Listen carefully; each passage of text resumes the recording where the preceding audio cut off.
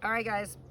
Here we are, Emil and I, at the, I was calling it a platypus green blob because this is my comfrey. And this tub actually has sat longer than any of them.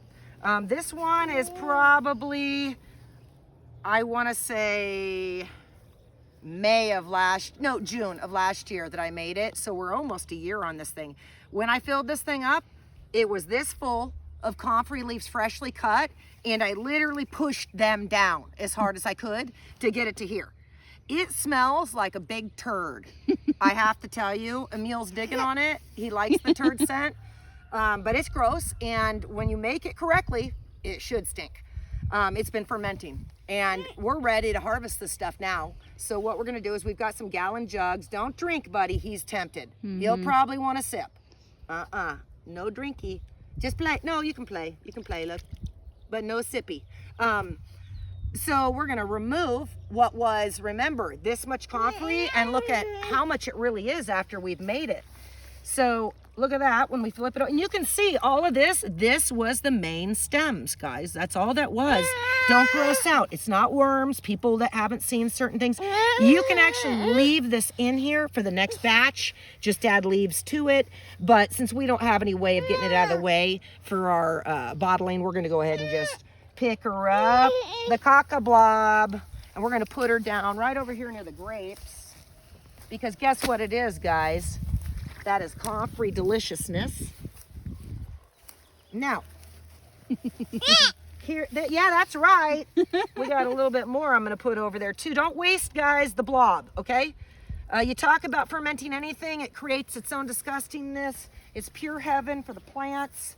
It may gross you out, but save it. And like I say, or just leave it in here. Okay, so, woo-wee, she smells good, huh? We even have, don't even know what that is. Looks like someone's finger. I doubt it is. I think it's probably a flower pot, actually.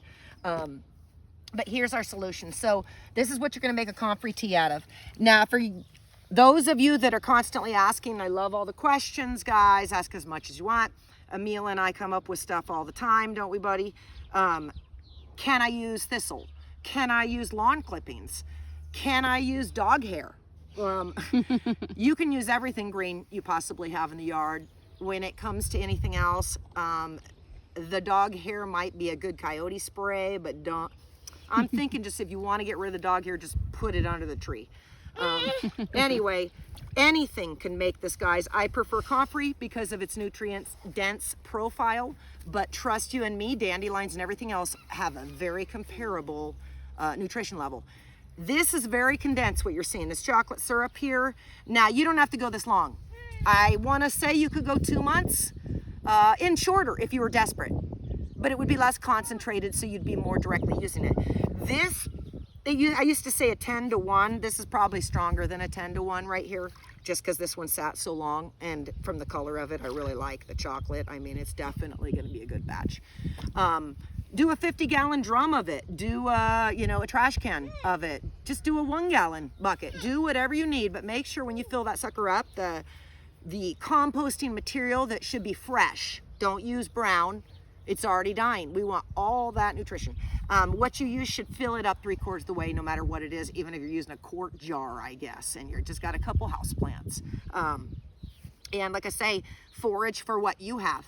Why don't you get on Google, type in the plants you have that are weeds, see which ones are more packed full of nutrition. In fact, there's plant IDs, these little downloadable apps for your phone. I own like 6 of them that are plant ID. Some of them suck really bad, so you might have to download 1 or 2.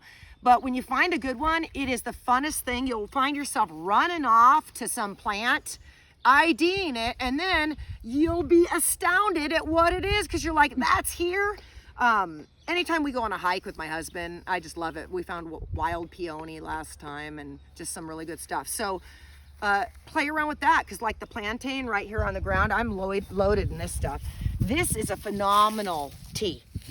Phenomenal. I could have just used this, but I chose the comfrey because I need it for the animals. It's such a treat for them. So I've already got that in a really easy, big leaf type of section. But again, I mean, we're talking anything you're seeing here that's green is gonna make that.